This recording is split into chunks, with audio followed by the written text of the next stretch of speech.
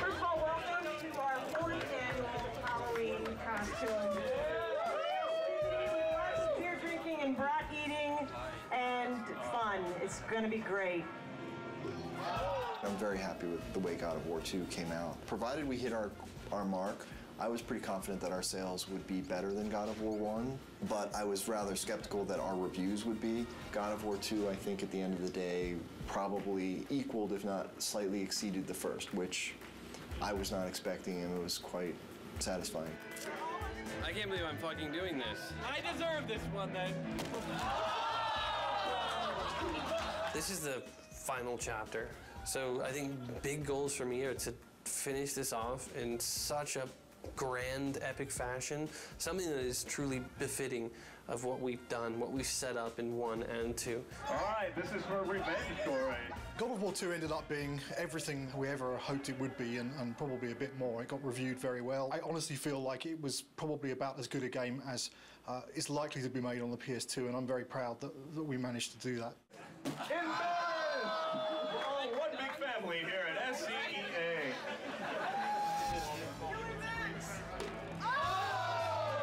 Once you start something, you gotta finish it. So that's the way I look at things. God of War 3 is gonna be the conclusion to the story. My hope is to make the best effects I can on the last one. When I think of God of War, I think of the best action platformer out there right now. I think other games and other companies look at us and go, how are they doing it? How can we make it like them? And that's rad, because I've totally been at the company where we looked at that game and went, man, how do we do that, you know?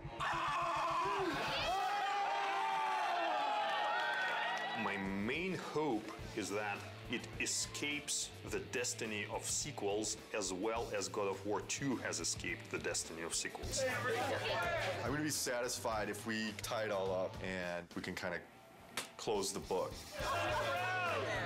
We're past the stage of figuring out what we want to do. We're now in the early phases of sorting out the how we're going to do it.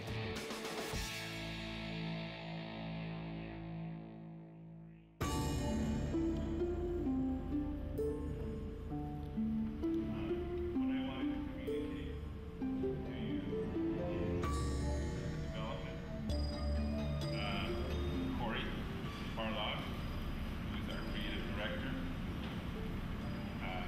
has given us 2 week notice. Next Friday will be my last day at Sony Santa Monica. The bomb was dropped. It was somber and everyone was quiet and no one said anything, and perhaps there was a tad bit of shock. It's killed me because I really didn't want to say something, but it's just nothing you can say is going to come across as anything but you're an asshole. When I heard that Cory was going to leave was kind of annoyance more than anything. It's, you know, it takes a long time to make a successful team as much as a successful product. It's always a pain when a key person in that team decides to move on. First emotion we felt was just shock. Didn't see it coming, didn't expect it. It's like dropping a bomb. Well, it was disbelief, obviously. I thought he would be the last one to leave. Incredibly bummed out, like very, very disappointed. You know, you never really prepared for something like that, you know. They don't warn you very well either. They just kind of spring it on you. It was kind of a bit of a shock. I never expected that Cory would leave the project, so. But once the initial shock died down, I couldn't help but being a little bit happy for him, so because he was getting to try new things. It kind of puts us in a little bit of turmoil for now, but I think we'll work it out. I'm glad he has the balls to stick to whatever it is that he wants, but I'm also a little pissed that he's leaving us in the lurch, just kind of like holding the bag. I mean, I know I want to be here. If he needs to be someplace else, that's what he's got to do.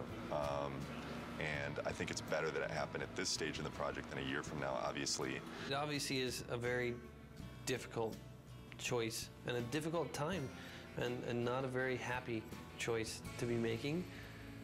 But, you know, on the horizon, the doors are opening. Of course, it's hard to imagine someone stepping into Cory's shoes. He's amazing. Many people wondered whether we could do God of War 2 without David Jaffe, who did God of War 1, and I think we succeeded at that. I think we can succeed at creating a third version without Cory Barlog. I think it's kind of neat, actually. A different director for each chapter.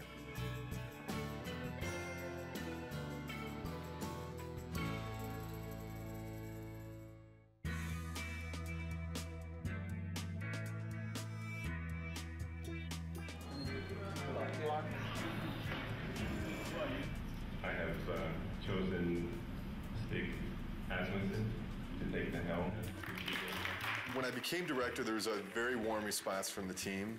I got a lot of tons of support, and I mean, so far everybody's been super cool.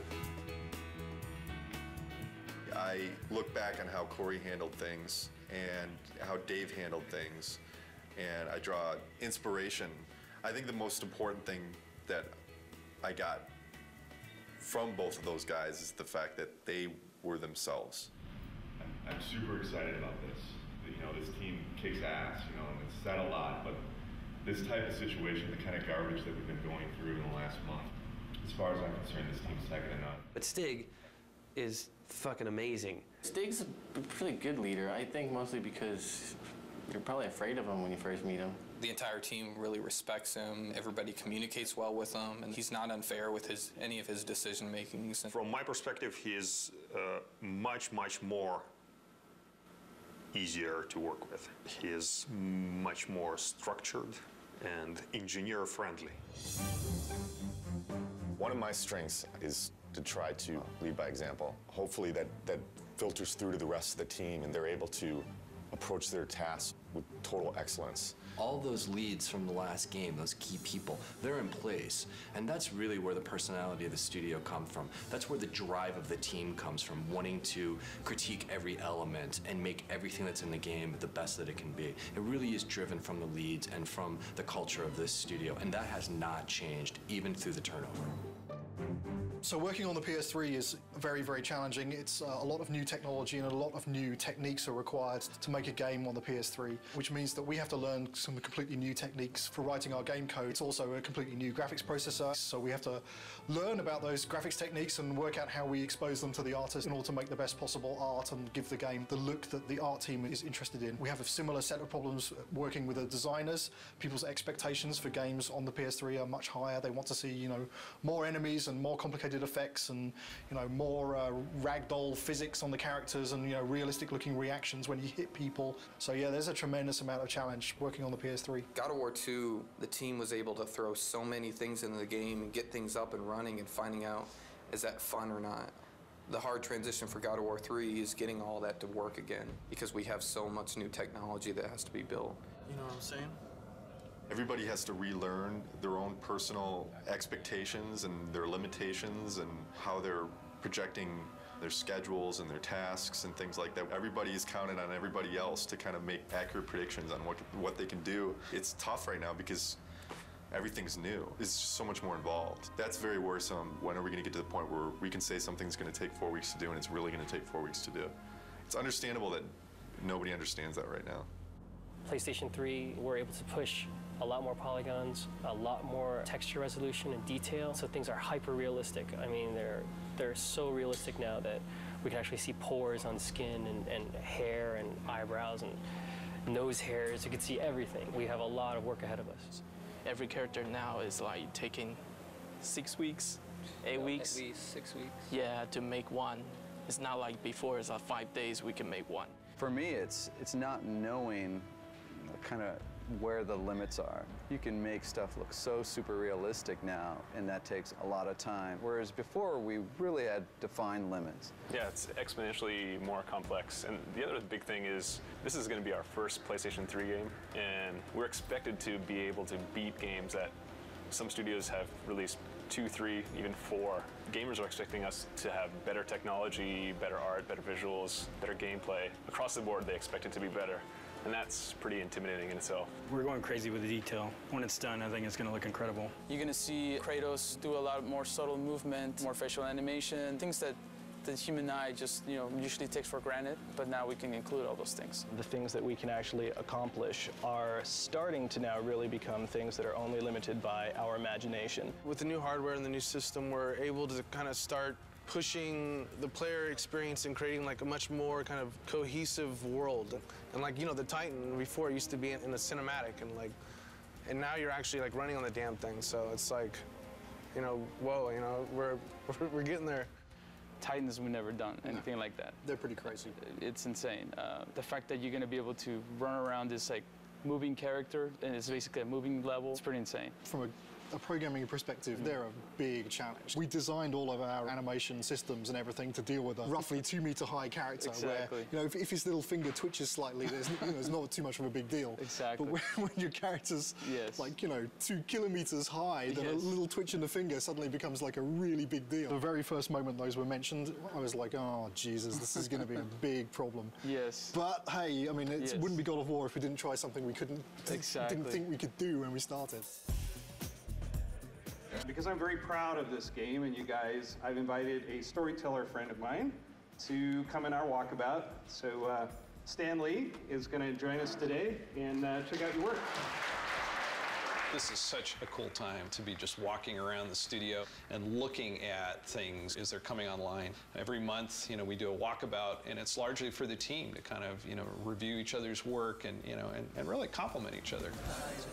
It's a big studio now, there's like 80 people here, and really it's impossible to keep on top of everything that any given part of the group has been working on. It's an opportunity for everyone to see what cool stuff has been going on in the studio. It's a good way of making everyone realize that they're part of a big machine at this point. Plus, everything looks better after you had a couple beers. So it helps to make your stuff look better. Everyone's out to get Kratos. These are all, so Olympus, the gods, and they're all bad. All the gods are bad, except this guy who's tormented. Yes. He's great. His line is, in the end, there will only be chaos. And then the next game you do is called Chaos. That's a great sequel. There you go.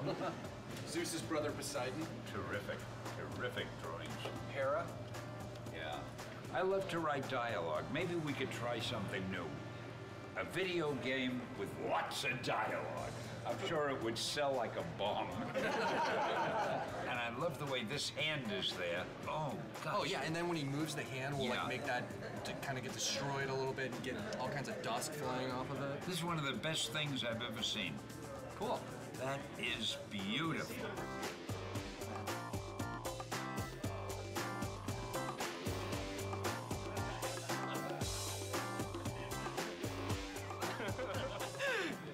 Thing Cory did before he left.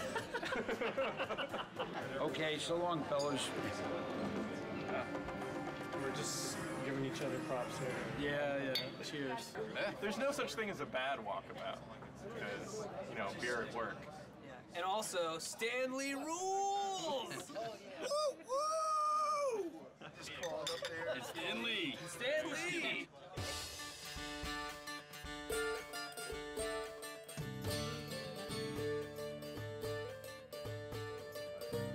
I'm fine with it as long as we make it seem like it's in-game as much as possible. I'm still learning every single day, and I imagine that process won't ever end. And there's so many things that you can learn from every individual on this team. Stig is kind of man of the team, very easygoing, very casual, but he's also extremely intelligent, very thoughtful. I think the thing that's been successful for him is that people just want to help him out. They just want to make a good game. Stig just keeps pushing along. He's got 2 brand new twins at home, and yeah, it just keeps on going. He's got this other baby, this big baby on his back right now, so he's doing great. Since last Halloween, we made a lot of progress. We've got the story of the game done. We've got the whole design direction completed. 3 months from now, we're going to be doing our press event. Everyone gets to go home early! The first couple times when Stig addressed the team, it was so clear how nervous he was. He would kind of stumble on his words, and he'd literally, turn red, like a stoplight. It was really kind of endearing. But then to watch him sort of evolve, and honestly, I think I was a little bit concerned that, our game director is our public face. And we actually gave him, some media training. And Stig actually asking people, he says, honestly, I don't want to think about all this stuff. I just want to be myself. Is that okay? And they said, you know what? Absolutely. That looks good. Oh, wow. That's how tall Kratos is. He's probably closer to the size of this guy. Will is our stand-in Kratos when Kratos isn't here. I'm about as close as you can get. We picked the venue and the location for the spot, and we brought all the media here. We have something like 60 people here from the media. I can't wait for them to see the actual gameplay. But these guys are going to be thrilled. Love Kratos. Kratos is hot. Be nice to see if he ends up a god or destroying Olympus. I do love the violence as well. You know, the women are very beautiful in the game as well. I can't wait to see what new characters they've brought to us, what new enemies, and I'm really excited. I also want the sizzle, you know? Maybe we can just focus it in a little bit more. We can play with that a little bit. Yeah. The development team has worked so hard on this project, so it's really fun to see when all their hard work comes to fruition. I'm going to get through the first couple slides up here, and then I'm going to start to walk around. Nobody has seen the gameplay outside of our studio, so this is going to be the first time. I want to get this over with. I'm nervous, but I'm also excited about this. I think we've got something really cool to show. I'm looking forward to seeing people's reactions. Can we play it? This is our first big kind of press thing. There's definitely some nerves with that. Anxious. I'm definitely anxious.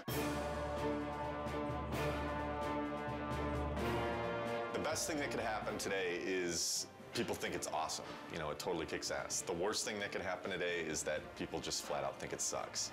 I don't think that's going to happen, but you never know with these media people.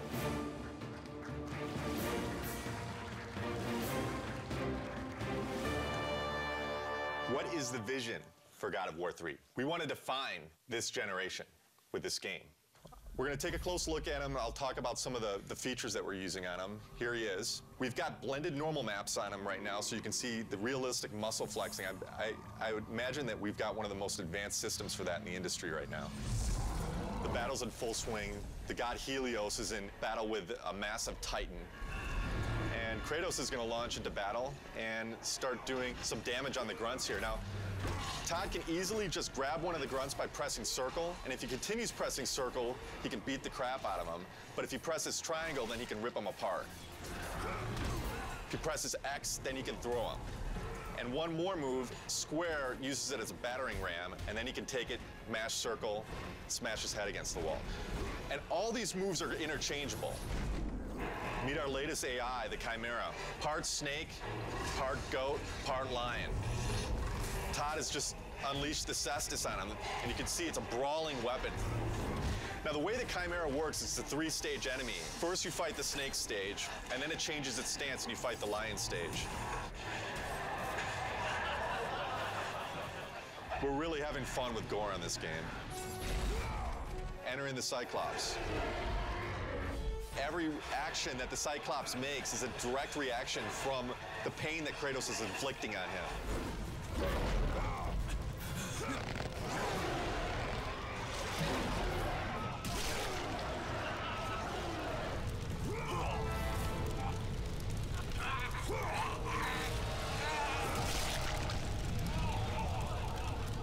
Well, that's our newest upgrade, the Helios head. It can be used to reveal secrets. Todd has now found the door of Eos. Another thing the Helios head can be used as is a lantern in darkened areas. This is our newest form of travel in God of War, Icarus Ascension. Todd now has full flight controls over Kratos and basically dodging gameplay.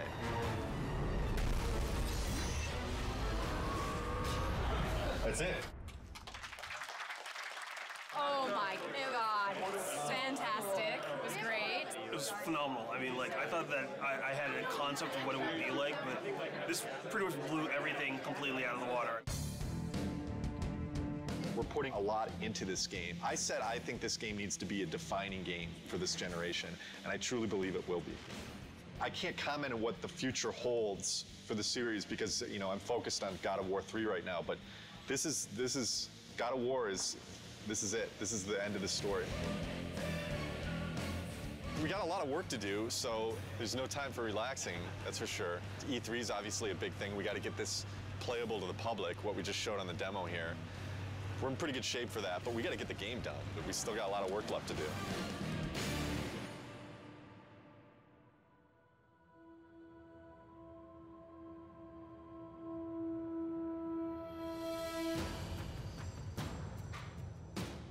Right now for E3, pretty nervous about it. Nervous, I mean, think nervous isn't a bad thing. You know, you should be nervous. Your nerves should be on edge or else you're not going to get the thing done right.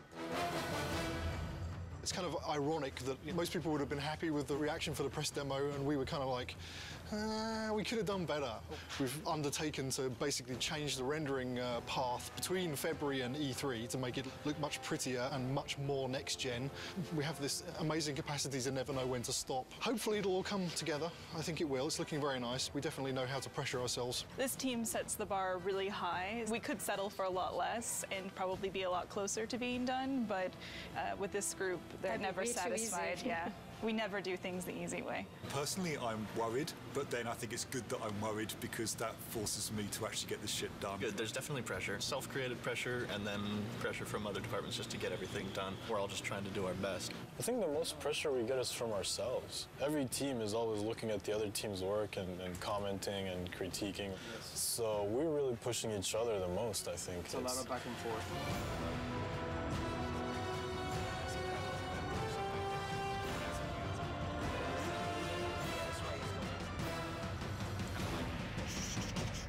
The following week, it's absolutely nothing moves because we're going to need to take every freaking second to make sure it's stable and we are at frame rate.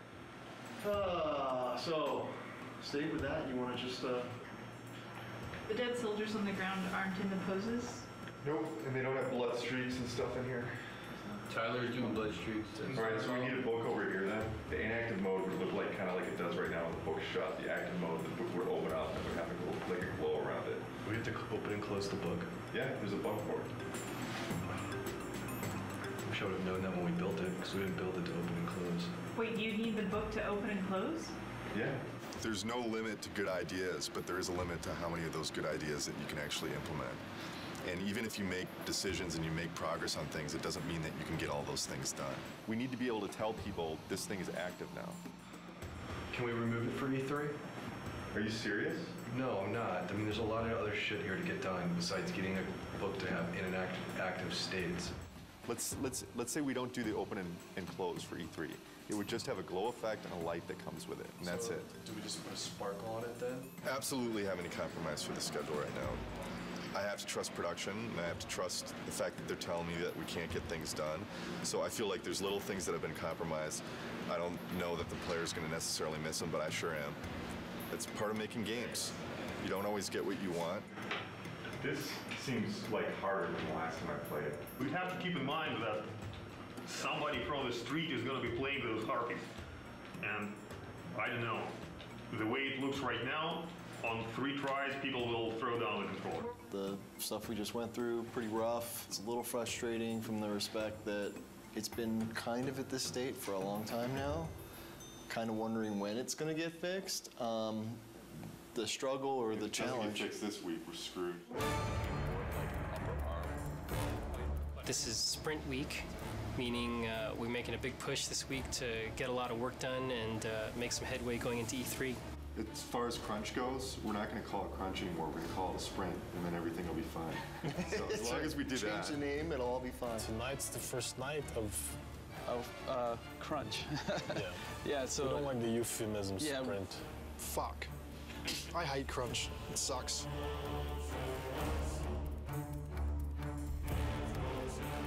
Right now, I'm creating a new build, and hopefully that will enable the rest of the studio to then continue working on the awesome content that they're creating for E3. They're definitely waiting on me. Definitely.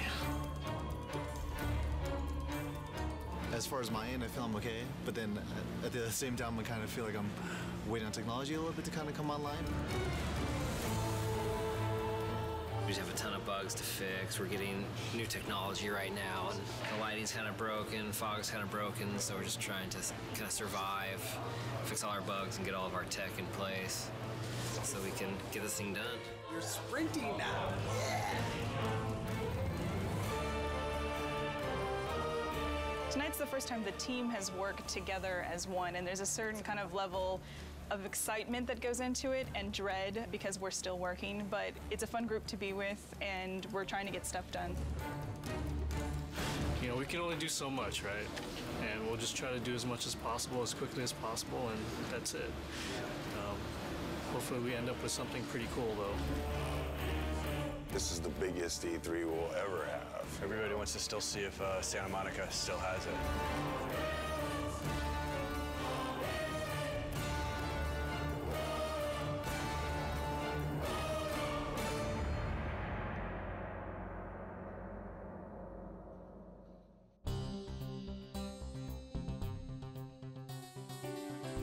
Last 2 weeks have been very, very intense. I actually got here this morning a half hour before the shrine actually opened to deliver live code for what we're playing this morning. I didn't have that code until yesterday afternoon. The Sony press conference is their big moment, you know, 2 hours to like show all the new stuff they have.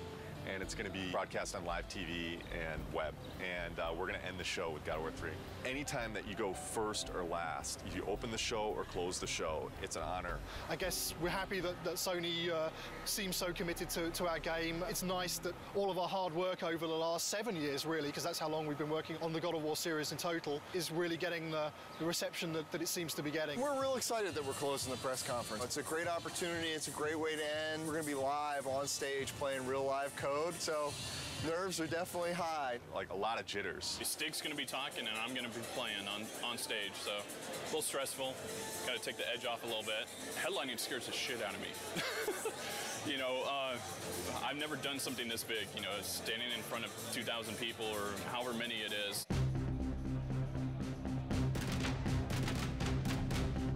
This is one of the most eagerly anticipated games of this generation. I'd like to invite Stig Asmussen to the stage to show you the first few minutes of the jaw-dropping God of War 3.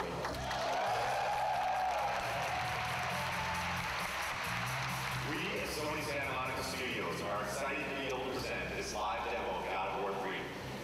God of War 3 is the final chapter in our fantasy trilogy, based on the dark side of Greek mythology. Now our design director, Todd Happy, will take point on the controls, and we'll get into our demo.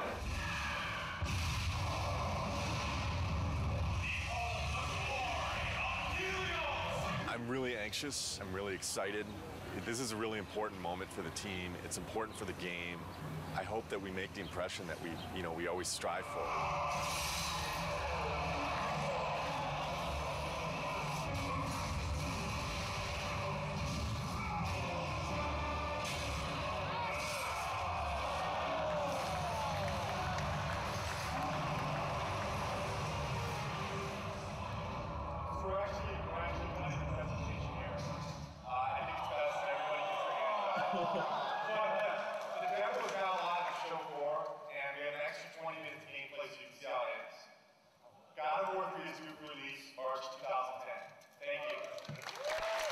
One line. Amazing, fucking awesome. People really seem to dig it. This went well. I don't see how it could have gone any better. Well, I'm kind of glad that E3 is back. It's pretty exciting. It's been a couple of years since there was a really decent-sized E3. It's always exciting to have your game here. This is what we work for. E3 is like Christmas. We've got 12 kiosks set up with God of War. We had a great time last night setting it up. It was actually, we got there, the Sony booth was relatively quiet. All the games were up and running, but there weren't a lot of people playing anything. We started loading in the God of War and people started lining up behind me to play it. I had somebody tell me today, one of the producers of another product told me when we got in there and loaded our code, all work stopped at the Sony booth so they could come play our product. Hugely flattering, big kudos to the team. Got chills just having that whole experience. It was awesome. It was excellent. It was, you know, disgusting and exciting all at the same time. I waited an hour to play that game. When you finally get to decapitate Halo's head, that was like amazing. Didn't expect to see that. It's pretty brutal. I mean, way more brutal than like the first two. Every new game, they bump it up a little bit, so it's definitely good stuff. I waited in line 2 hours to play. What can I say? It's God of War with unforgiving amounts of violence, great gameplay, kind of thing that, you know, you just spend all day playing, not call your girlfriend, whatever, who cares, right? I'm super pumped to see it. Yeah. It's so jazzed, so. This is Christmas. It's Christmas. But it lasts 3 days. We can't believe it's back, you know? It's like awesome. Really good. I'm so fucking happy that E3's back. I mean, it means so much for the industry. Seeing people's faces when they play, we just ship it out to the store, so the team really doesn't see, you know, people's reactions and just even the oohs and the ahs at the press event. It makes it all worth it. Just seeing like the people's faces. I mean, that's why I make the thing, you know? I want to take people to that next level. I think this is what excites the team the most, when they get to see people's reactions. We work our asses off before this to just get the demo to be as polished as possible, and you know,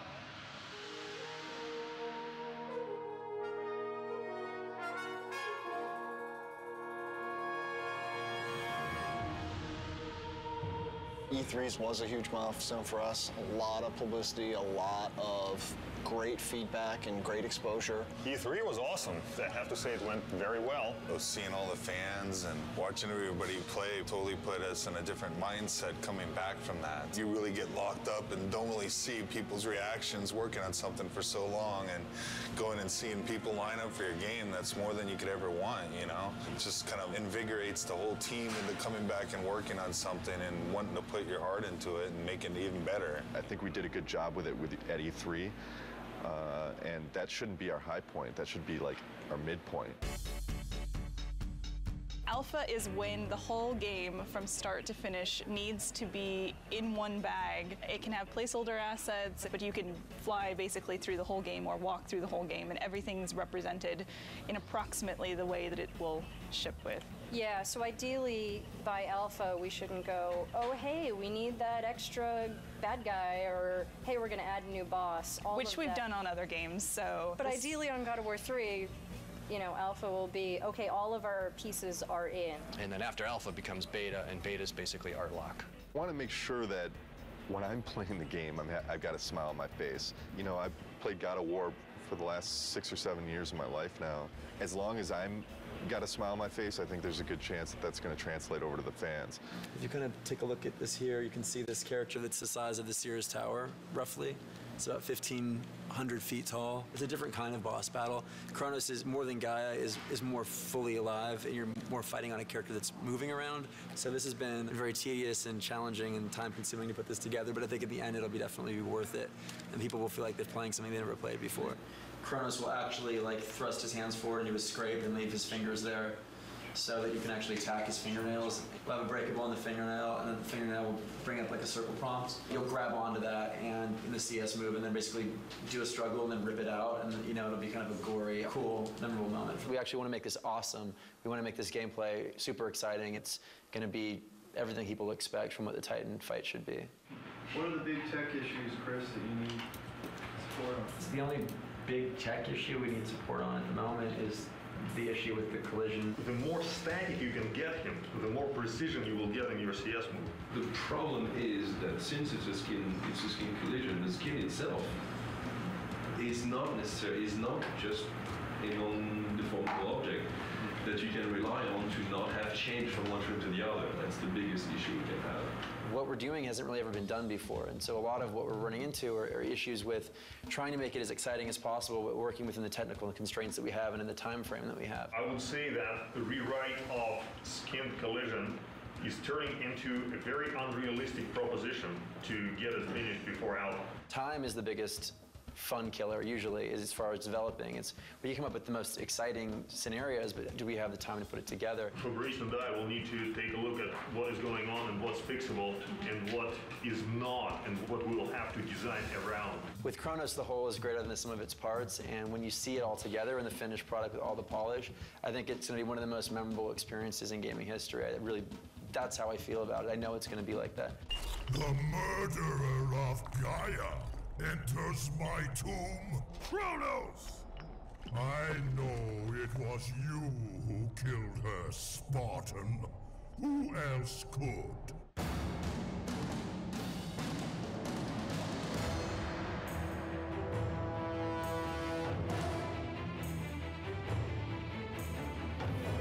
About a month back, maybe 6 weeks back after Alpha, we were looking at the end of the game and we felt like there was a lot of fighting and it didn't really tie into the story.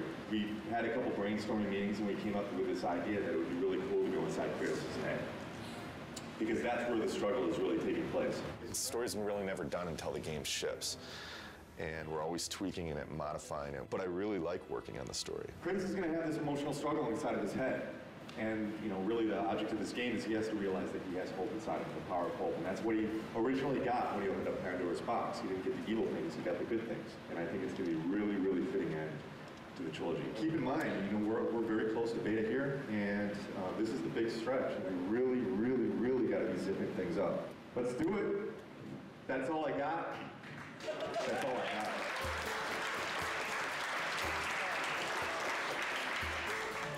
This is the third Halloween. I think for many it's probably a big relief. We're less than 3 months away from being done. It's been 2+ years. It's been an incredible journey. We've overcome so many pitfalls along the way with change of personnel, project redesigns. Despite all that, we've managed to continue to elevate and continue to push ourselves and continue to make the best products we as a team can do. And I think God of War 3 is living up to that.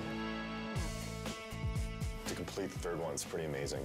We always tried to hit the highest mark we possibly could, and I think we've done it once again with this one. So we're going to have to wait and see what the fans think, but I have really, really high hopes. Completing a trilogy is something I never did in my life, you know, and completing something like this is very special, you know, something that means a lot to me. Sentimental moment. This is truly one of the best teams I've ever worked with. I mean, across the board. I've worked with teams that were really strong on the art side, or really strong on design, or really strong on technology, but this is the only team I worked with that fires on all cylinders. The team faced a lot of challenges. The interesting thing is that this team has always faced challenges, and it sounds kind of cliche, but they're really good at facing challenges. Yeah, I agree 100%. You know, I mean, we've discussed a lot. Obviously, we've gone through a lot of different changes, and the team always, I mean, you can't put it any better, but they always rise to the challenge. We really sat down and focused what we wanted to, make good, and whatever wasn't working, we just kind of threw out the door and said, this is what we want, and that's what everybody focused on and made good. Fans are going to be blown away. We're still getting surprised as far as how good things look. The game's awesome. It's gonna be good. I've been working with Kratos almost 7 years. I've learned a lot. He's taught me a lot. We've had some good times, but it's time for him to go to bed for a little while.